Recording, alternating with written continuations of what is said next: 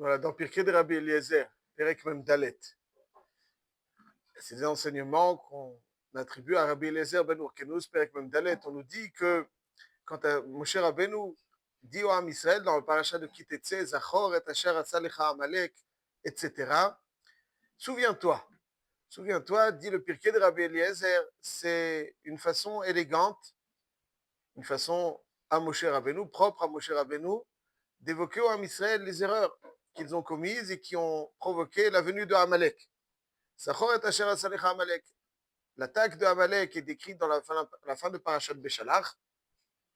Et Moshe Rabbeinu, bien après, à la fin des 40 ans, à la fin des 40 ans, leur demande de se souvenir. Zachor et Asher Asa Lecha Amalek dans Parashat Kitetse. Et donc, il nous incombe, le Shabbat Zachor, de se souvenir pas simplement de l'événement de l'attaque de Amalek, mais aussi il faut se souvenir de ce qui a malheureusement été à l'origine de cette attaque. Zachor et Asher Asa Lecha Amalek. Regarde, souviens-toi de ce qui s'est passé avec Amalek. Regarde ce qu'il t'a fait. Regarde ce qu'il t'a fait. Regarde ce qu'il t'a fait. Il faut se pas se souvenir de ce qu'il a fait, il faut se souvenir aussi d'être moché, enfin, il se souvenir de ce qu'il a fait.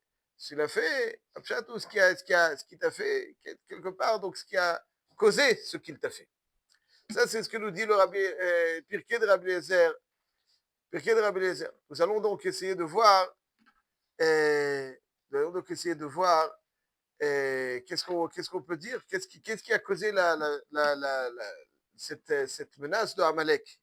דבר תורה לעילוי נשמת הרב הגאון רבי חיים צבי בן הרב יהודה כהן רוזנברג, זכר צדיק לברכה. Donc nous allons essayer de voir qu'est-ce qui a finalement causé, qu'est-ce qu'on peut dire là-dessus. Et la mitzvah n'est pas simplement évidemment de se souvenir de ce qui a causé, mais timche et zecher Amalek. Ouais, le Mishnah Berurah dans Siman Tavresh Pehe nous dit que il ne suffit pas d'écouter Vayavo Amalek le jour de Purim pour être yotzé de mitzvah Zachor. Vayavo Amalek, qui la paracha à la fin de Beshalach. Il faut qu'on va lire Purim. Il faut écouter Zachor. Pourquoi? Parce que dans Vayavo Amalek, il y a juste marqué que voilà ce qui s'est passé avec Amalek. Pourtant, on se souvient quand on lit la paracha. Mais Shavuot, il ne suffit pas de se souvenir, c'est son avis. Il ne suffit pas de se souvenir ce qu'il a fait. Timche. Il faut avoir Timche. Et donc, ça veut dire qu'il faut se souvenir ce qui a causé Amalek et aussi se souvenir à travers cela et essayer d'éradiquer. Alors, c'est ce qui nous incombe ce Shabbat. Essayons de voir qu'est-ce qui a causé cette attaque de Amalek pour essayer de l'éradiquer. Et c'est ce qui a marqué dans la Torah explicitement à la fin de Parashat Beshalach. Juste avant, va y avoir Amalek. Va y lachem Israël birfidim. Il y a marqué Hayesh Hashem bikirbenu im ayin. Le Ham Israël se posait la question de savoir est-ce qu'Hashem est parmi nous. Hayesh Hashem bikirbenu im ayin. Va y avoir Amalek. Va y lachem im Israël birfidim. Et Chazal sont dorshim refidim rafou yedehem min Torah. Ils avaient donc un certain relâchement dans leur façon de saisir la Torah. De saisir la Torah. Rafou yedehem. Donc il y a une façon de saisir la Torah forte et une façon un petit peu moins forte, plus faible. Veilachem im Israël birfidim. Donc va y avoir Amalek, veilachem im Israël birfidim. Donc on voit qu'Amalek c'est le résultat de ce doute du Ham Israël. Hayesh Hashem bikirbenu, est-ce qu'Hashem est parmi nous? Et aussi Rafou yedehem min Torah. Alors il faut comprendre les deux. Hayesh Hashem bikirbenu, c'est-à-dire quoi? Le Ham Israël se demande si Hashem est parmi nous, il rigole ou il plaisante a priori. Ils sont entourés de Hanan, ils ont vu les Makot, Kiryat Yamsouf, ils se demandent Ayesh Hashem Bekirbenu, quel est donc ce doute qui les ronge et qui fait donc Amalek vient s'engouffrer donc dans cette brèche de Ayesh Hashem Bekirbenu. Et qu'est-ce que c'est dire à fouiller Dehem min Torah et pourquoi Davka Amalek? Pour dire les choses de façon très succincte, mes chers amis, et essayer de voir ce qu'on peut en tirer. Je pense qu'Amalek, ce qui a marqué dans le Midrash Rabbah, l'une des facettes les plus dévastatrices de Amalek, et qui finalement empêche, Amalek donc essaye d'empêcher le monde d'avancer. C'est pourquoi c'est celui qui est Milchama Hashem. L'existence même de Amalek freine.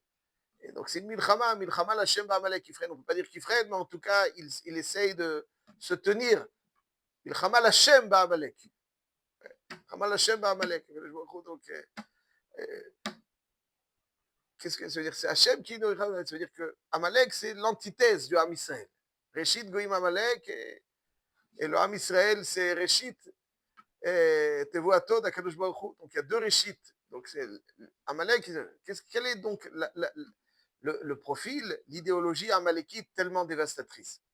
Marqué dans le Midrash Rabbah, dans Parashat Yitro, Parashat Lamed Zayin, je crois, marqué là-bas dans Midrash Rabbah que Vaishma Yitro, dit le Midrash Rabbah, il y a marqué dans Michelet, Letz Take ou Petit Harim. Letz Take, lorsque le Letz est frappé, le sot devient intelligent. Letz Take, c'est lorsque Amalek a été frappé, Vaishma Yitro. Yitro a soudainement été prêté oreille, a été ébranlé par ce coup d'Amalek c'est-à-dire qu'Amalek est qualifié dans le Chazal d'un Letz. C'est quoi un Letz? C'est quoi un Letz? Alors on lui dit comme ça. Le propre de Amalek tout au long des... C'est quoi un Letz? Un Letz, c'est quelqu'un qui ne donne pas la considération qui est due aux choses. C'est ça un Letz. Un Letz, c'est quelqu'un qui s'acharne à tourner en dérision toutes les choses que les hommes considèrent. Il n'y a pas de choses importantes dans Amalek. Ça c'est la Litzanout. La Litzanout, ce n'est pas la moquerie. La moquerie est un des outils de Amalek. Mais ce n'est pas le mot Amalek. Ce n'est pas le mot de la Litzanout. Ce n'est pas le défaut de la Litzanout, ce n'est pas la moquerie. La moquerie, c'est un des outils. La Litzanout, c'est manquer de considération idéologiquement dans toute chose. Idéologiquement, on ne considère pas,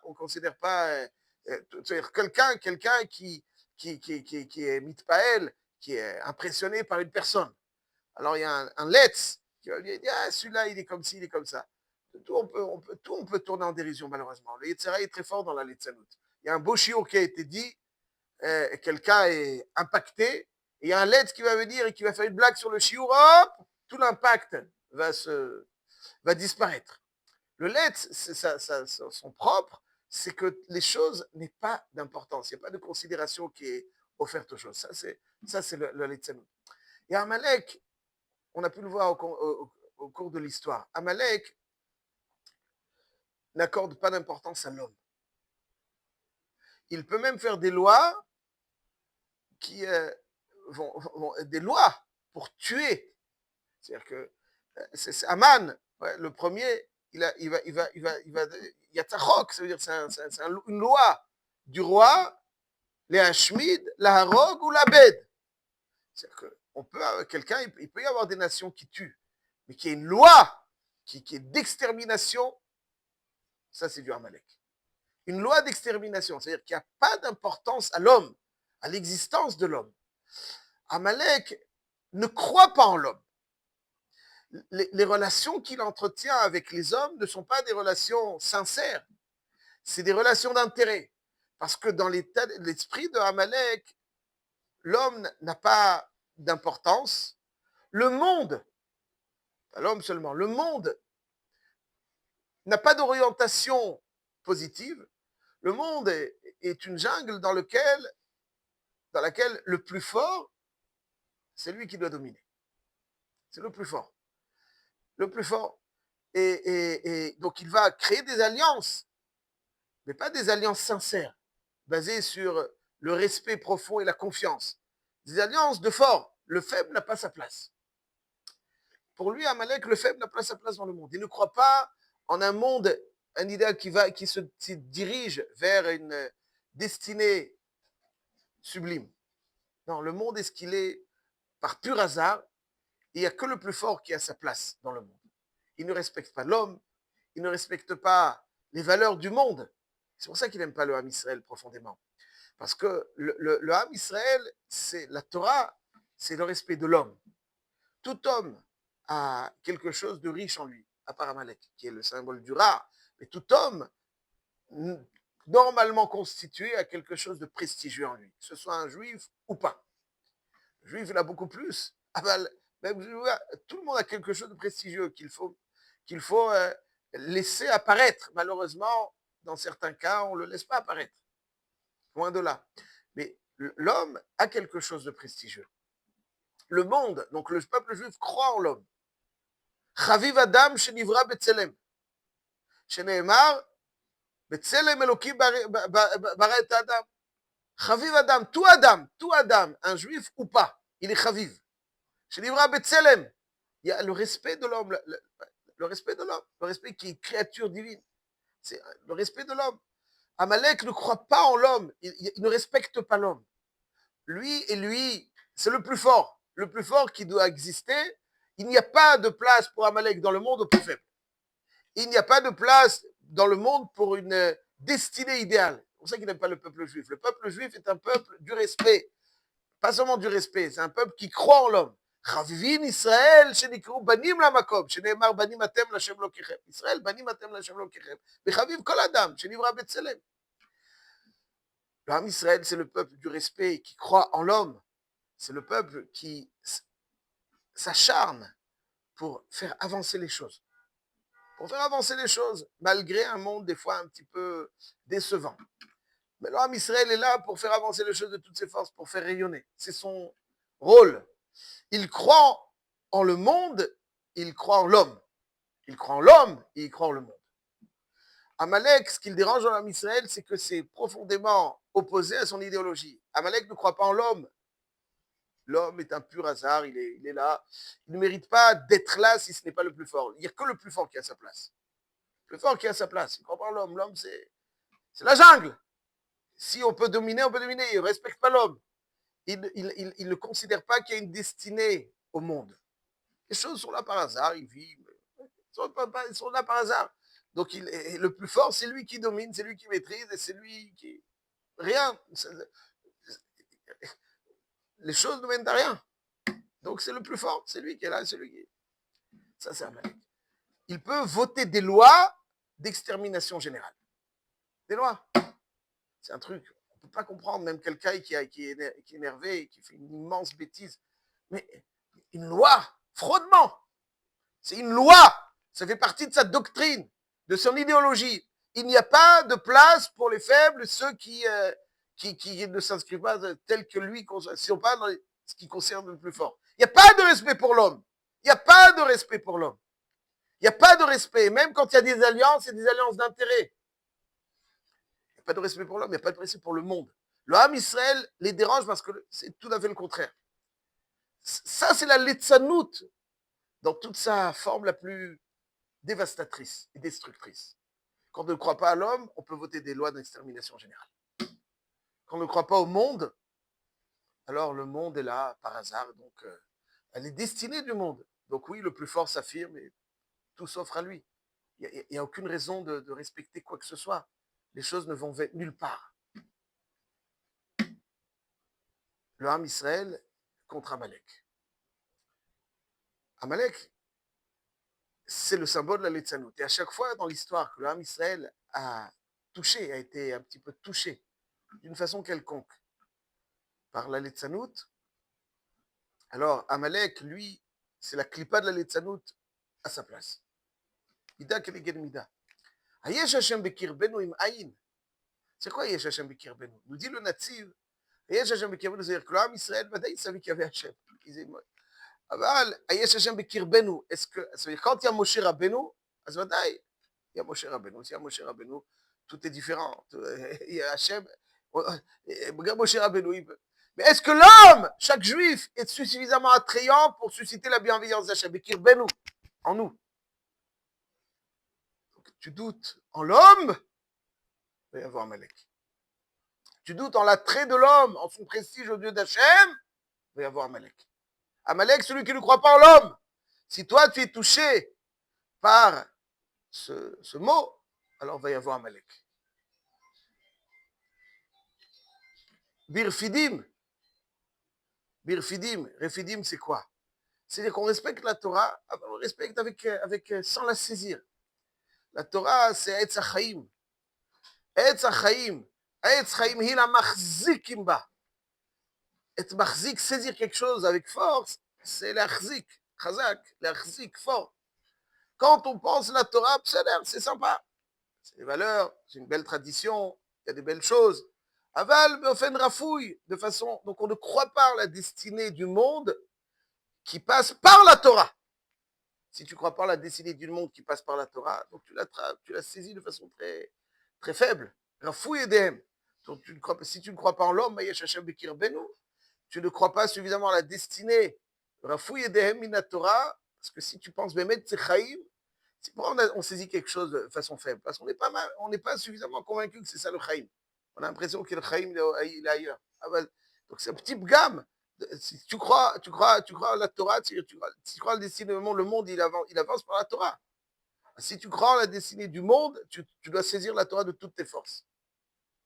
Quand il y avait Ayesh Hashem Bekirbenu et qu'il y avait aussi Rafou Yedem Min Torah, il peut y avoir Amalek. Parce que Amalek ne croit pas en l'homme, c'est le Letz qui ne croit pas en l'homme, il ne croit pas en la destinée du monde idéal. Si toi tu es Ayesh Hashem Bekirbenu, tu ne crois pas en l'homme et tu ne crois pas en cette destinée, ça peut y avoir Amalek. C'est ce qui s'est passé donc à l'époque dans la Torah, et c'est pour ça que Moshe Rabbeinu dit Zachor et Asher Asa Lecha Amalek. Avant de rentrer en Eretz Israël, avant qu'il ne quitte le Ham Israël, Moshe Rabbeinu leur dit souvenez-vous, ne doutez pas de Hayesh Hashem Bekirbenu, même quand je ne serai pas là, dit Moshe Rabbeinu. Hashem, il est avec vous. Hine lo yanum velo yishan, Shomer Israël. Rentrer en Eretz Israël pour que le monde aille vers un idéal.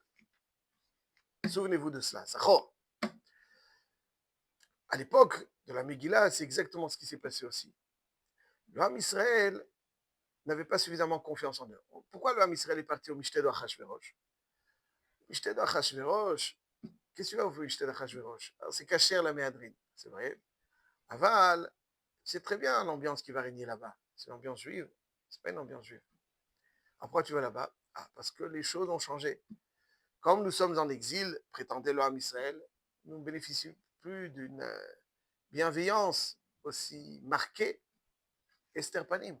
À l'époque du Beth Amikdash, le traumatisme de l'exil, quand il y a le Beth Amikdash, on voyait Hachem Kirbenu, et pas le Beth Amikdash comme le premier, mais on voyait quand même. Et là, avec ça, il y a moins de Esther Panim. C'est une nouvelle Anaga, il y a une nouvelle Anaga qui s'est mise en place. Ouais. On parle après le premier Beth Amikdash. Donc si on parle après le premier Beth Amikdash, que le premier Beth Amikdash, il y avait une présence divine qui a disparu, très marquée. Et donc, dans la galoute, ils ne voyaient plus cette présence auquel ils étaient acceptés. Donc, il faut comprendre le traumatisme dans lequel ils se trouvaient. Il y avait des Asara des cibles à voter dans le Beth Amikdash. Pitom, plus rien. Une nouvelle anaga. Et ça, ils n'ont pas saisi cette nouvelle anaga.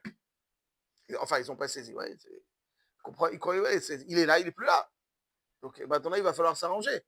S'arranger comment? S'arranger s'arranger comment? S'arranger maintenant en prenant nous notre destin quelque part, en ne provoquant pas ce fou, en essayant d'entretenir de bonnes relations. C'est maintenant à nous de jouer. On doit faire quelques concessions pour être. Ça c'est Hayesh Hashem. Ça c'est comme Hayesh Hashem Bekirvenu. C'est aussi Hayesh Hashem Bekirvenu. C'est-à-dire qu'ils ont sous-estimé le prestige de l'homme. Ils ont sous-estimé le prestige de l'homme. Sous-estimer le prestige de l'homme. Ça c'était, ouais, c'est-à-dire l'importance de l'homme, l'attrait de l'homme. Que même en galoute, il y a Esther Panim, la Kadosh Baruch Hu, il continue à veiller. Hinelo Yanou Velo Yishan. Aman, il dit Yeshno Amechad. Yeshno, c'est Mlachon. C'est quoi Yeshno? Yesh Amechad, Yeshno. Yeshno, c'est Yashen, il dit le Midrash. Yashen, c'est-à-dire que Aman prétendait qu'Hachem, il dort. C'est-à-dire quoi, il dort? Il ne fait plus attention. Khalila, il y a un changement d'anaga. Et qu'eux aussi, ils avaient ce sentiment-là. Donc, ils ne croyaient pas en l'homme. Aman. Mais le Ham Israël, malheureusement, il était touché un petit peu dans ça. Nehenu Misudato Shel Toracha. Pas simplement, ils ont été parce qu'il fallait aller, selon eux, contre un Mordechai qui leur disait que c'est pas comme ça. Mais aussi Nehenu. Aïe, aïe, aïe, Nehenu. Nehenu, c'est-à-dire que tu peux y aller même si tu penses, ouais. Aval, tu penses qu'il faut y aller. Daguid, c'est un taout. Aval, vas-y, à contre-cœur. Nehenu. T'as kiffé là-bas. Hein. T'as kiffé. Tu dois y aller, c'est une chose. Tu ne crois pas assez. C'est grave en soi. En plus, tu kiffes. C'est ça le Etz HaChaim. C'est ça le Etz HaChaim. C'est là-bas que ça se passe. Nehenu misudato shel Toracha. Comment tu peux être néné? Comment tu peux être néné? C'est pour ça que Nathanaï Béchitz, il dit, quand on a posé la question à savoir est-ce que la Xéra a été signée par un sceau de titre ou de dame, il dit si titre, ça passe. Mais si c'est le dame, c'est plus compliqué. compliqué. Alors, ça veut dire tit et dam, alors c'est des choses très profondes. Il dit, Rabbeinu Beshit, tit, ça veut dire que c'est la poussière de l'homme qui a fait. Alors, si le dam, ça veut dire la poussière, c'est l'homme qui a fait, bon, le dam, c'est déjà le nefesh. Dès que le nefesh est nous, c'est-à-dire tu kiffes, ça c'est déjà, là-dessus tu kiffes. Ça, si tu kiffes, un juif, s'il sait ce que c'est le Etzachaïm, c'est ça qu'il doit kiffer. Quelqu'un qui sait que c'est vital, et ça c'est mita, ouais, c'est נתתי לך את החיים ואת הטוב ואת המוות ואת הרע ובחרת בחיים. נהנו, aïe aïe aïe, נהנו. Tu te trompes d'aller, même si tu vas, vas-y à contre-cœur. Ça c'est le chaïm, c'est pas le chaïm.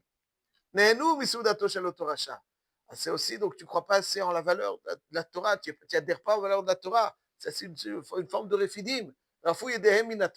Ça, c'est Zachor. Zachor, c'est croire en l'homme, croire en son prestige, croire en ses capacités, travailler l'homme, même s'il est, des fois, il peut être décevant, ok, mais ça ne remet pas en question la richesse qui est enfouie en lui. Croire en le Etz HaChaim, qui est la seule orientation du monde, si on croit dur, fort, comme c'est dans ces deux forces, contre Amalek, alors Bezrat Hashem, on sera zoché chez Akadosh Baruch Hu, qui sait Shalem, le qui sait l'Akadosh Baruch Hu deviendra Shalem et Bimhera B'Yamim. On va prendre Psachim. Beno, Boker Tov. Boker, pour faire les